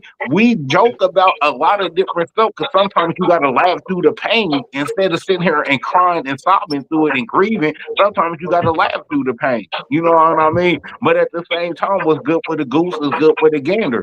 If you know what I'm saying, if Robert Downey Jr. can do it on Tropic Thunder, then why can't Drewski do it in the skit? You know what I mean? Eddie Murphy's not a cartoon character, but he played Gumby. But I didn't see nobody tripping on him playing Gumby, and that's an actual cartoon character. Oh man, he's cussing his Gumby. This is crazy. My kids gotta watch this. We didn't hear that kid. You feel me? And this is a cartoon character that he's portraying. And once again, like I said, history repeats itself. And like I said, man, it's a whole bunch of history of Sambos, white people in blackface with the big lips eating watermelons, just all this stuff, you know. and we have complained and spoke out about it, but guess what? Nobody cares. And so now, if they get a taste of their own medicine and everybody's in an uproar about it, I don't want to hear that stuff, man. Who cares? No, that's fact. And I'm gonna be honest. If Drewski wouldn't have pulled that off spot on, nobody would even care. It was funny too. Yeah. Nobody would even care. But he just the same. And matter of fact, let me give a big shout out salute to Drewski because I see what he's doing. He's using comedy to air out certain issues that we all face and see every day that we won't speak on. Reck, reply to that comment right there. Reply to that comment, Reck. He said, let me see. What's up with you, Tree? I see you part of the Fantastic Four. Hey, I see you in the building. All love is always, you already know, shawty. You feel me? She said, Drewski playing with fire, upsetting the white folks. You know what I'm saying? But hey, but at the same time, that's real because we know that if you play with them too much, they will get you out the paint. Let's not forget, didn't they get Paul Walker out the paint? And he was a part of their team. You feel me? And a part of their brand as far as they color. You feel me? So if they get their own people out the paint, best believe they will get Drewski out the paint if you play with them too much. But the reason why I'm not mad at Drewski is because didn't he just do the same thing with the preachers and the mega churches and them coming out like it's a WWE event? They floating from damn wires and stuff. They got Louis V on their feet. You feel me? That's what we see in a black church every day that we used to want to speak on, but we can't say nothing because Granny go smack you in your mouth like, boy, shut up. Don't worry about what is going on. Sit here and praise the Lord. You feel me? But it looks like a show to us. This looks gimmicky. This doesn't look authentic and original. You know what I'm saying? Do we have to put on a show for our own people? Like, it's not even church no more. We're not even praising God. You know what I'm saying? I'll say this, Reck.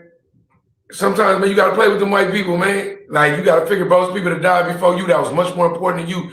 That, like, you could call it playing with them, but I'm saying playing in the sense of, look, bro, I'm going to say what the fuck I'm going to say. Yeah. You feel me? You know what I'm saying? So, like, Drewski ain't living in fear. Well, I'm going to tell you something. What's awesome about that is that 99.9% of us living in fear. Yeah. When you free and liberated to be who you are in spite or despite the consequences, you are truly free. That's why people that's trying to break free from the matrix, my nigga, you feel me, are the freest of us all. You might not be living what my nigga Brandon say about the money.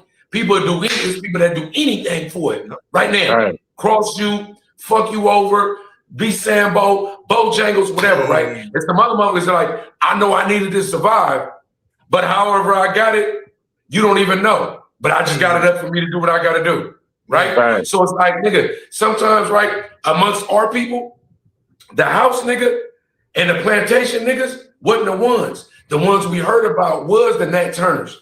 Yep. You feel me? The ones we heard about was the Bacon Rebellion ones. You feel me? The people that did gear up and like, hey, fuck it, we might have to die for this shit. Remember, it was a certain amount of countries, people, continents like Haiti and some people like that won rebellions. Yep. When we was enslaved. So sometimes, hey, shout out to Drewski. Yep. You didn't give a fuck.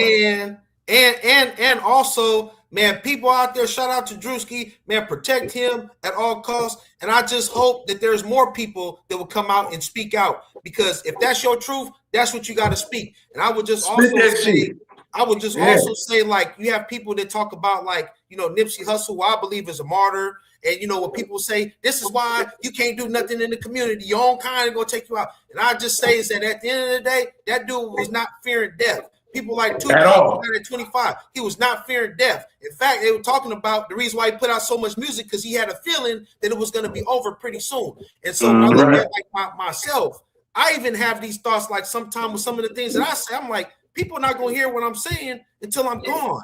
And I'm okay with that. Because one thing I believe in that, and it says in the word, it says that perfect love casts out fear. So like what you mentioned, Dub, and I second that as well, is that when you operating out of love, you're not even thinking about fear. Like I'm not, because fear is another bondage that you're in. Like if you love your life so much that you fear death, then guess what? You're in bondage. You're already in a prison. You know what I mean? I'm living my life to the fullest every day. It's awesome. But we know that death ain't the end.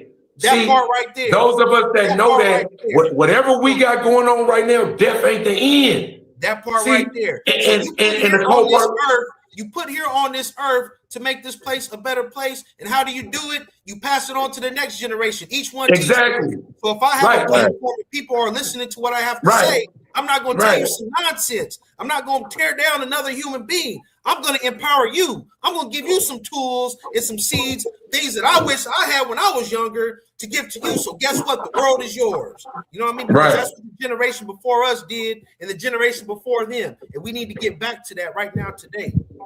Yeah, with no fear. With no fear. So look, all the people that is afraid, don't worry about it. We got you.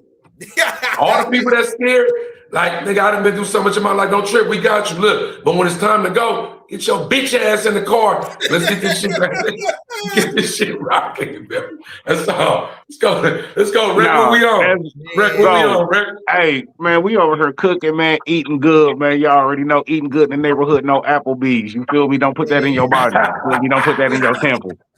Man, so with that being said, we gonna get into dessert, bro. And dessert topic, man, I felt like this is something close to home for Brandon and for the co-host. You feel me? Both of them is recently just came home, you know what I'm saying, from doing a stretch inside the joint behind the walls, as we say, you already know. So this topic right here, I feel like this is something close to home that these brothers could really deep dive and really dissect to get into for a lot of young brothers that may or may not know. So this is what I want to ask y'all, man. For brothers that's getting out or just recently got out, you know what I'm saying, or on their way to come home, what are 3 tips that y'all would give them so that way they can get off of that same cycle of in and out, come home for 2 months, gone for 2 years, come home for 3 months, gone for 3 years, come home. You know what I mean? What is 3 tips that y'all would give brothers, you know what I'm saying, to help them change and break that cycle of getting out and going back in and get out, staying out, and becoming a better individual and a better member to society than they was before? Yeah. Cook, nigga. Cook, nigga. Yeah, so first and foremost, Yeah. everybody out there watching this, you coming home, first and foremost, welcome home, man. Because we don't need any of our brothers and sisters in any kind of modern day slavery, which is exactly what incarceration is. It is slavery. And watch the 13th. For those out there, watch the documentary, the 13th, the new Jim Crow. All this stuff is facts. It's slavery. The advice that I would have, I don't believe in giving advice. I think that's the worst thing that I could give someone. I can only give my experience, right? And just be vulnerable and transparent. Number one, I would say put yourself first, man. Put yourself first. Because for me, people have these expectations for you. They put these obligations on you and all that stuff. And once again, you're becoming a slave to other people's expectations. So I say for me, my priorities is God first, then it's me, then it's you, period. Because it was times when I was in prison, all my family, my loved ones that support me, it was once upon a time that they wasn't there for me, right? And I don't point the finger at them and make them feel bad for anything because I know that God was there for me. And so now that I'm home, I just have that same energy that I have to pour into myself first. That's number one, right? Number two is practice self-care, because I say, man, when you first come home, you have to be able to decompress slavery. Like, think about Reconstruction. When slavery was allegedly abolished, right? People, they had to kind of readjust and regroup to like what is going to be the new norms of society. So you got to be able to decompress. I gave myself 2 months where I didn't do anything but just live my life. And even still to this day, I'm very intentional about what I'm doing with my time. And at the paramount proportion of that list is me practicing self-care. Number three, most important thing is to stay tapped into a community. Surround yourself with like-minded individuals. P-Dub talked about the algorithm. Find people. I found people who are formerly incarcerated in different states, Florida, Chicago, New York, and they just reach out to me like, hey, man, I like your story, man. What you doing? And we're able to network and connect. So you have a community of people, brothers and sisters who are coming home from prison that are successful. Be successful. You can reach out to me. I got resources, and it's each one teach one, iron sharpen iron. Because what happens is, and I can speak for myself, pride comes before destruction. So now if I got out of prison and I say I'm big whoop-de-whoop from such and such, I'm back on the block with a gun, selling drugs, guess what? Eventually, what's going to happen? It's the very definition of insanity is doing the same thing, expecting the different results. So whatever I did to get myself out of prison, I need to continue to do that now that I'm out of prison. That is called maintenance. And finally, I would just say, if you have loved ones who are incarcerated, support them, reach out to them, pour into them. One of my favorite books was The Master Plan by Chris Wilson, who's also formerly incarcerated as well too. And what he said is that you have to build a network while you're in there and feed your network. Because when I was in prison, man, my last 4 years, I was on a mission. So who I am right now today is a product of my last 4 years of incarceration. I wasn't playing no games. I'm studying, reading, and I'm putting the master plan together in motion because I was already free before I even get out of prison. What Don King say? I didn't serve time. I let time serve me. And so when you come home, just know that you have a community. And once again, if you're sick and tired of being sick and tired, you're not going to do the same thing that you were sick and tired of. So once again, welcome home. We need you. This is how we break the generational cycle of trauma, because at the end of the day, our ancestors fought to abolish slavery. And right now, today, I see a lot of people who aren't passionate about abolishing slavery that is incarceration. And I'll leave it Right. at that. No, that's real. That's real. And Dub, you know what I'm saying? Hey, how you feel, bro? You know what I'm saying? What's some tips that you would get, bro? I ain't gonna lie. Listen. This is my wheelhouse. If I could make every Sunday cookout about reentry recidivism, I would, right? Being a slave damn near my whole life, right? So shout out to my nigga Brandon, you know what I'm saying, for saying this shit. And you could tell that what he thought about, even if he freestyled it on camera, it's internalized, right? An internalized game, what does that mean? That means that when your game is internalized, it's second nature. Yep. So, right, you ain't got to think about it. You know what I'm saying? That's coming from the heart. You feel me? Not from the mind space. That's coming from the heart. Right. So, this is what I want to say, right? I want to add whatever he said to my 3, but really we going to say like 7 because he said like 7 different things because it ain't no limit. And he don't say, hey, go ahead, bro. cook. Right, he gonna know. He gonna hit you with the. He ain't trying to make it seem like it's advice because that nigga sharp and he raw. Right. I'm gonna tell you like an OG. If you don't do it, I'm gonna beat your ass. That's how I'm gonna talk to you like nigga. If you don't do it this way, I'm gonna beat your ass. Right. The first thing. Whoever loves you, love them back.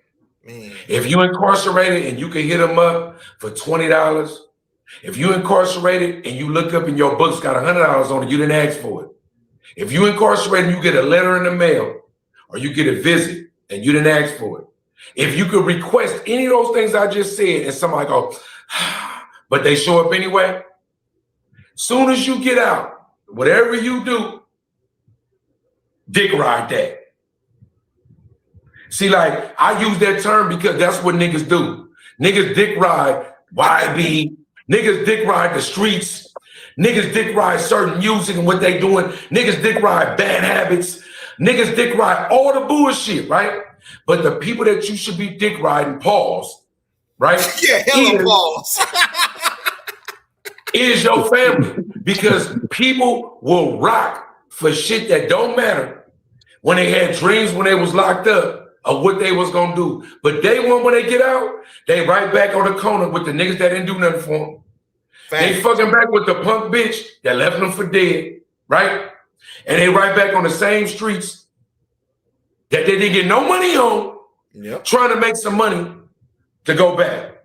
So everything that B just said, I said it like a nigga. That's number 1. Love thy people. I'm a quote it like the Bible because we on there with the guests. Love thy people. Don't let a bitch nag you to death like Samson and tell her what your secret power is. So your ass can get knocked over by the Philistines that had to kill yourself in order to get your bond right with God. Don't be Samson. Even though he was a raw nigga, he was too grandiose to understand his true power and had to die because of it. Man. That's number 1. Love thy people. Whoever loves you, love them back. Number 2, right? Your hustle. Don't let your hustle betray you. If you got to go work at the warehouse, if you're an entrepreneur and it ain't paying you nothing for the first 6 months, if your girl in your ear and she's saying this, that, and you feel like you about to go back to a life of crime, leave her. Yeah. If you a chick and a nigga left you when you was in, now he talking pimping. Now that you out, he talking pimping. Leave that nigga. I'm from the Bay. I'm from the Bay, nigga. We talk pimping, even we don't mean to, right? You gotta understand, in this world that we live in, when it comes to money, money is not a true thing.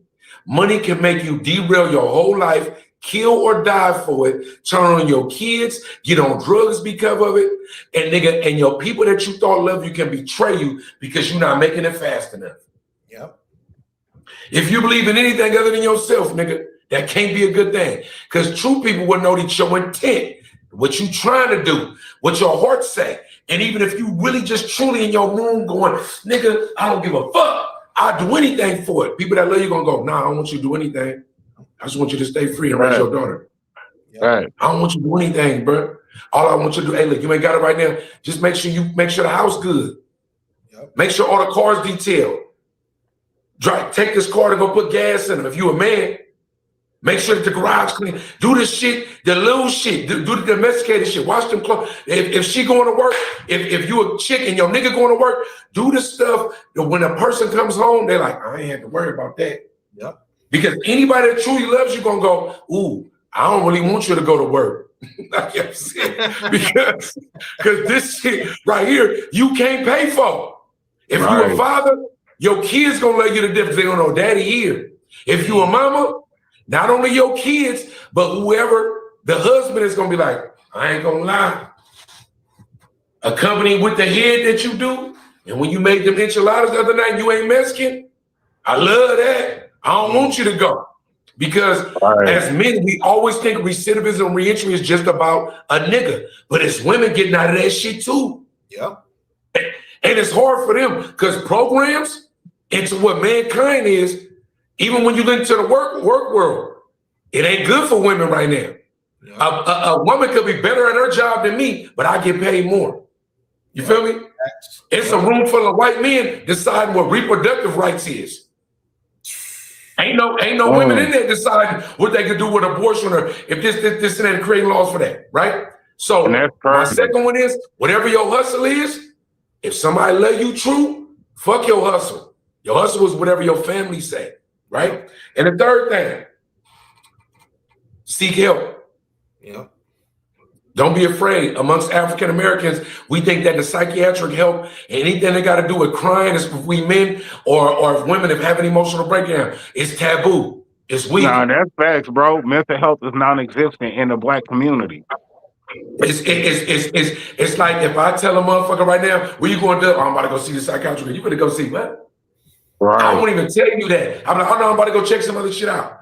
But really, I'm gonna keep it real with you. As a man, since I was a youth. When my mama took when I was about 11, 12 years old, when she seen some shit in me, mind you, I come from a family when before there was bipolarism, it was schizophrenic. You feel me? You know what I'm saying? And before that, it was whatever it was. All these diagnoses, and whatever the names they are today, they're all the same shit. Your family, right? Anybody love you? When you got PTSD, that's post-traumatic stress disorder. That's usually reserved for military veterans. Right. You did any time incarcerated, you did any time on the streets, you got PTSD, nigga. You got it. If you step into a restaurant and you with your family, yourself, or somebody else, and you want to face the door, you want to see who coming in, coming out. If you're at Walmart and somebody walks too close to you, you're like, what the fuck? What's this? Right?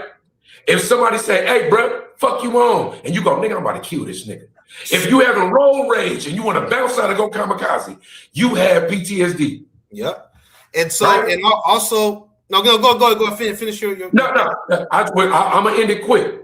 Your third one, bro, when you even if you don't know it, if you think you're strong, seek help. If you get the proper professional, right, you will get out you will purge yourself of so much bullshit in you when you go home and your girl tripping, or if you go home and your nigga on some shit, or your kid getting on your nerves, or whatever, you're gonna go, you know what, I'm free.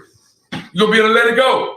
But when when it's pinned up in you, and some stupid shit happen or some mild shit happen, you gonna go crazy, and the world gonna be like, what the fuck wrong with you?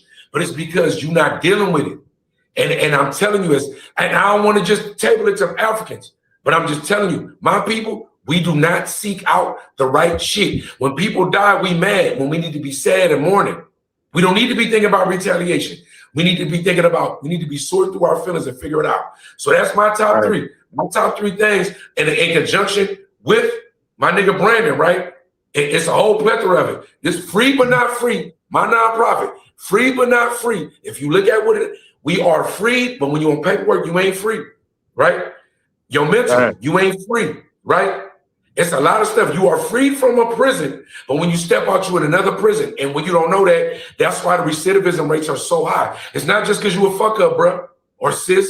It's because it's designed for you to go back because you never freed it. That's my take. Right.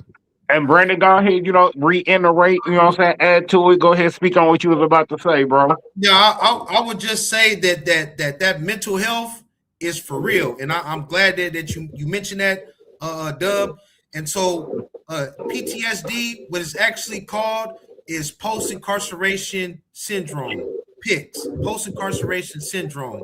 And so I shout out the brothers that here at the Prism Way, which is also a nonprofit, but they have like support groups there, you know, Thursday, Wednesday, Tuesday, Wednesday, and Thursday. So you have organizations that have like support groups, because a lot of people in prison, like I said, for me, I was able to change my life. A big part of that came from like support groups.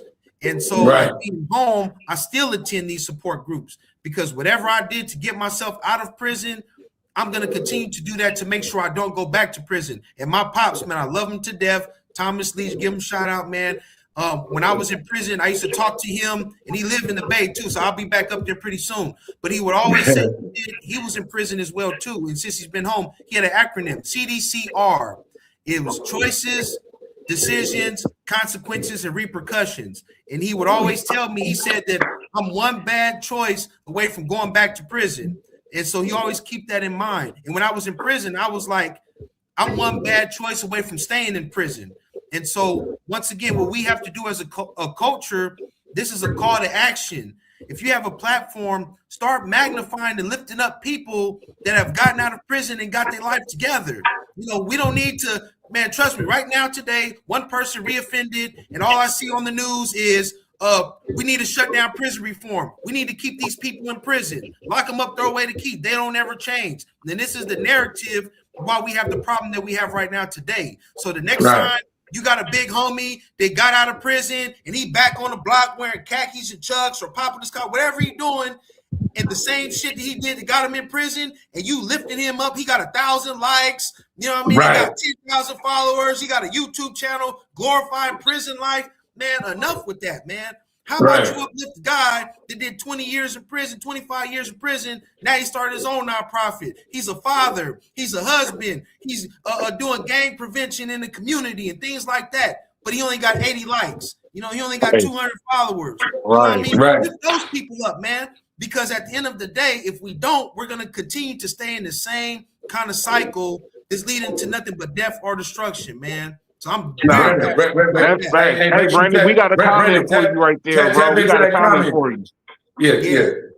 Okay, so what's the name of that, Brandon? I'm going to be a post-conviction attorney, so I want to learn more. So if you're here in the LA area, you have the Prism Way. The executive director is a mentor of mine, Alan Burnett, man, former LWAP, sentenced to life without the possibility of parole, like myself. You also have other organizations, you know, I work with Pathway to Kinship. You know, they do a lot of this work inside the re-entry realm. Testimony Ministries, I'm wearing the shirt, shout out. I'm finna go preach right now, so it's a faith-based organization, but we help everybody. Like if you're system impacted, we have resources for everybody. Transitional housing, it's just the help is out there. You know, especially in the state of California, there's funding that goes to recidivism rates. They want to keep people out of prison. That's why they put the R in CDCR. It used to be California Department of Corrections. Now there's an R on there. Right. That happened in my generation. Back into society. So for once again, if they're not just going to shut down prisons, but they have created a pathway for people to come home from prison. I was sentenced to life without possibility of parole. I'm home because I decided to change my life. I started the program and now I'm out. And this is another thing that it just drives me crazy. The brothers and sisters in prison with these cell phones. You know, you found in possession of a cell phone, one write-up, that's automatic 5-year denial when you go to parole board. You see what I mean? And so I look at it like, if you want to come home, man, just program, do what you got to do to come home, because we need you out of here. You know what I mean? And so, yeah, that's my take on that, man. I hate prison.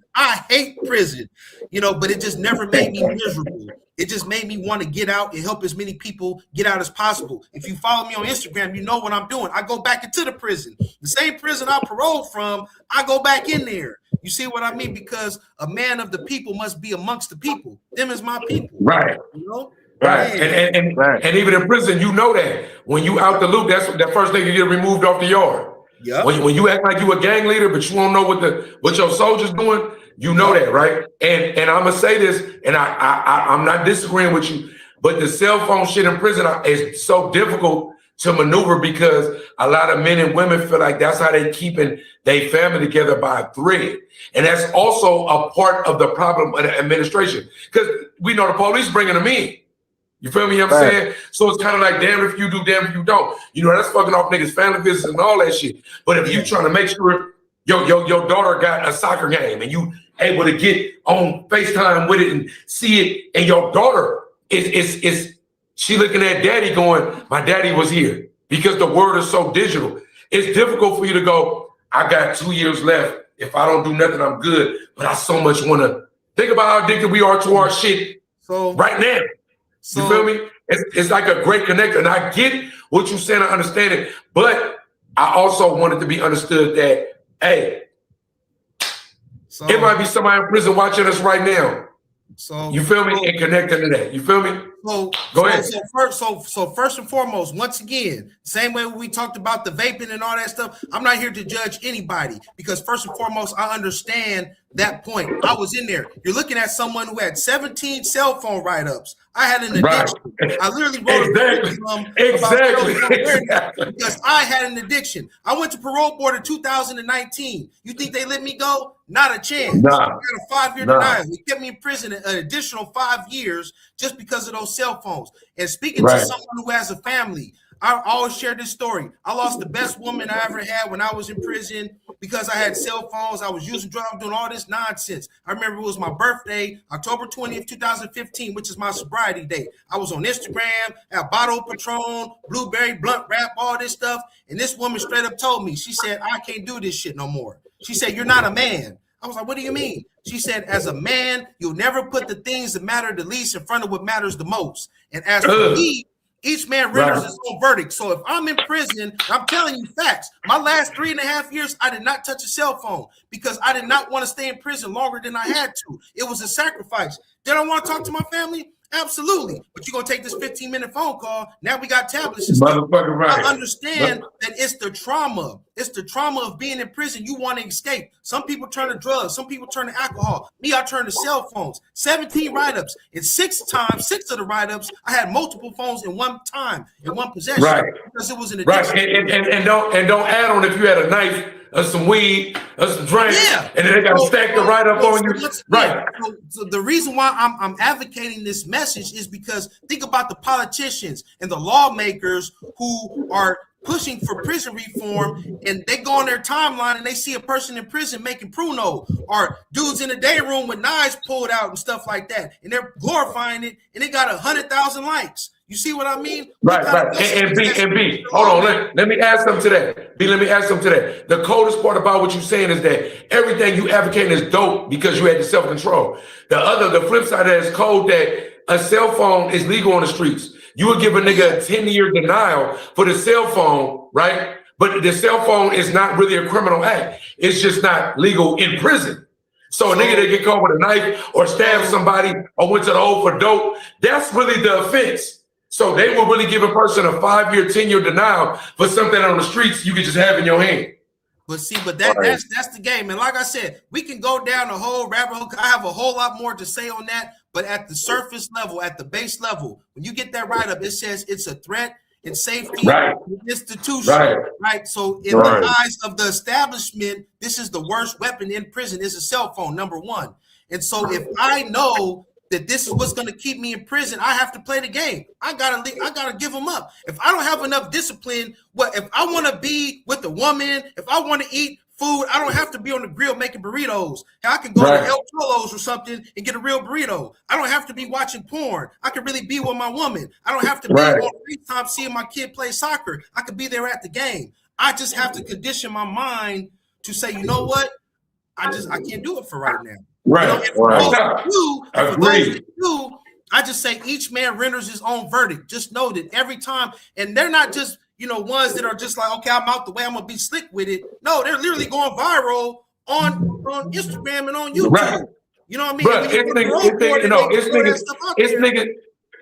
it's niggas on Instagram right now showing they touch spots for the phones. My point exactly. It drives me crazy. But I also want to shout out the brothers here at Lancaster. They started something called a community of service, right? They have an Instagram. One of their wives running is living_amends.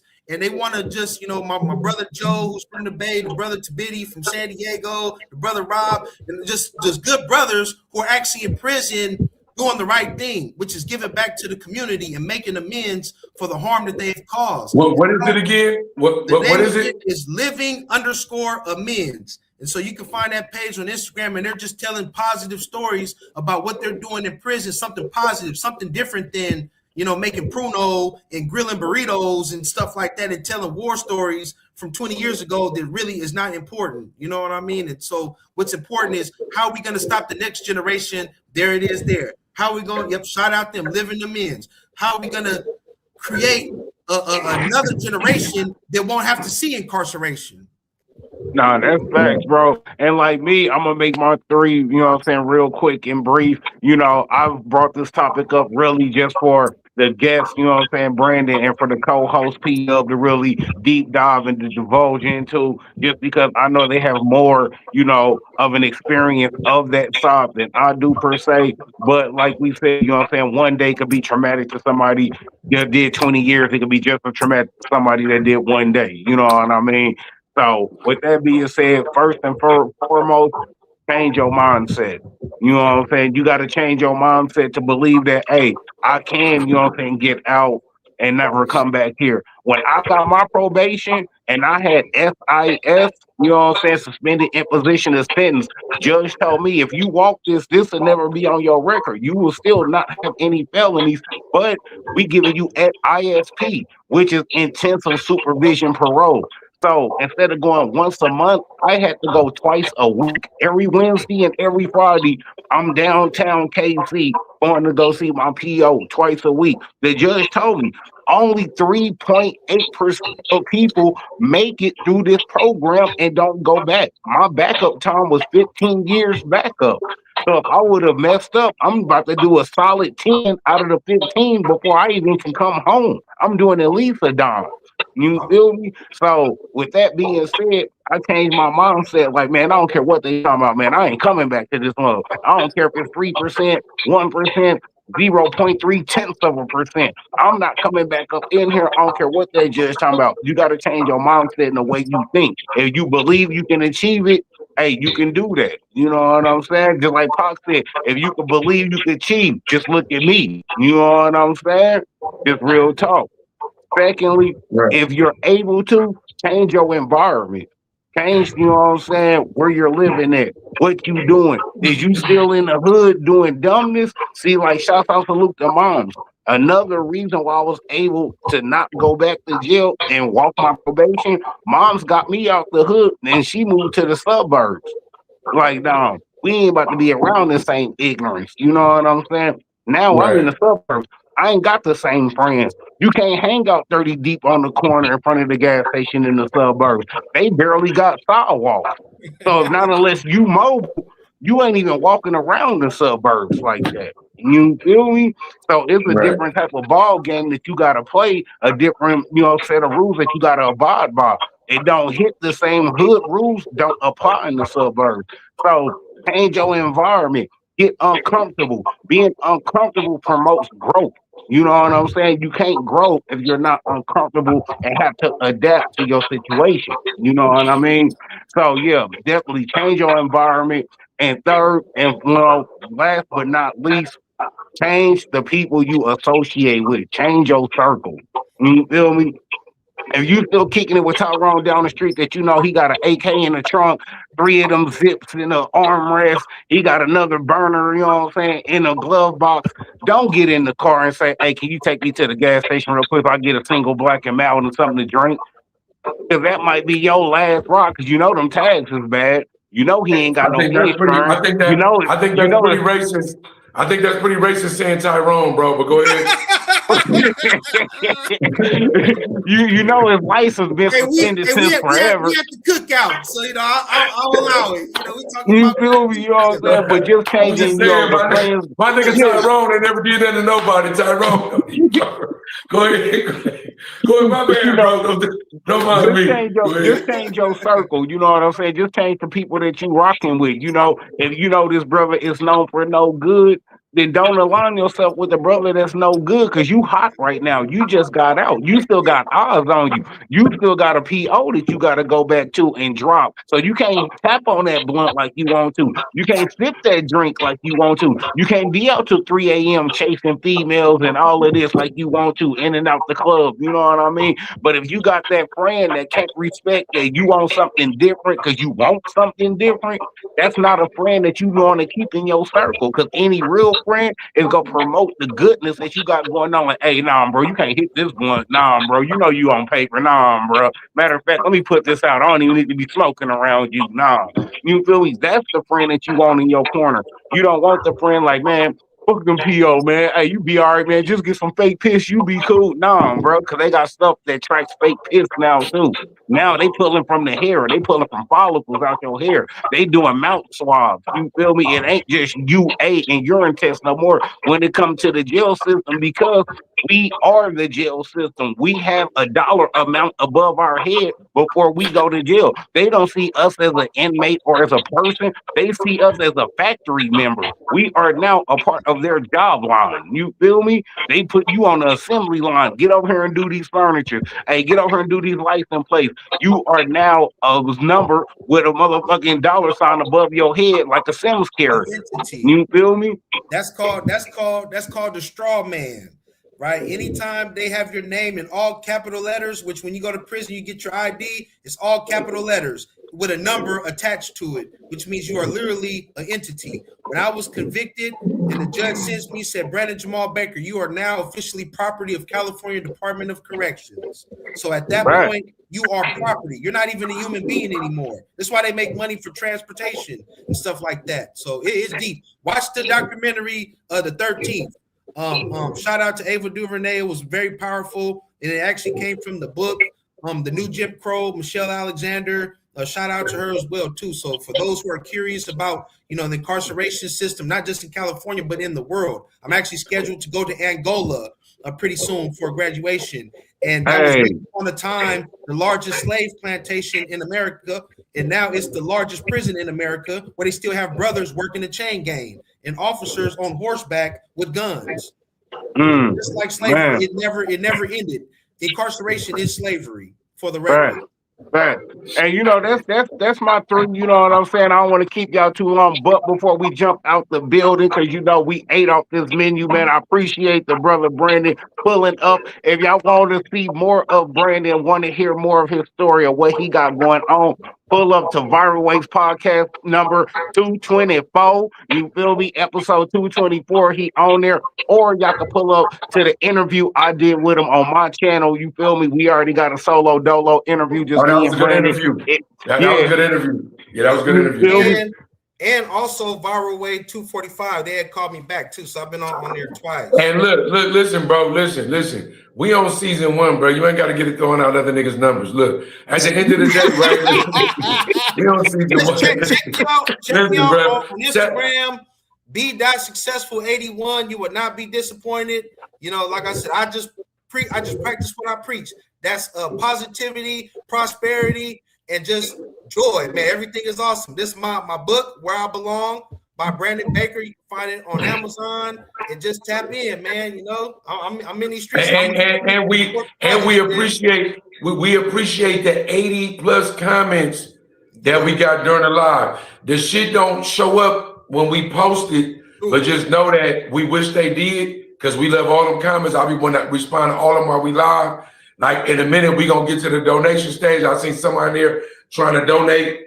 We gonna figure that out. I'm gonna blame it on Reck at the end of it, because we need all the food on the table. We take EBT. You can drive up, drop it off. We take all that shit. We want all the resources. We call them reparations. Where I'm from out here in the water, right? We want all the reparations. We love y'all. Brandon, we appreciate it. Follow my nigga. Follow the mob. On a shameless plug, we got music. We got A&R work. We got management. We got all kind of shit going on in the mob, from the Bay to LA, all the way to the Midwest. We don't wear masks out here, though. You feel me? I'm saying? We show our shit. You feel me? I'm saying? We love y'all, man. Sunday Cookout. We cook every week. We eat everything on the plate. You feel me? I'm saying? Except pork. No, pork, man. But other than that, man, we fuck with it, man. Love y'all. Man, love y'all, man. Appreciate it, man. Y'all already know all love is always rated R for Reckless, man. We out, bro.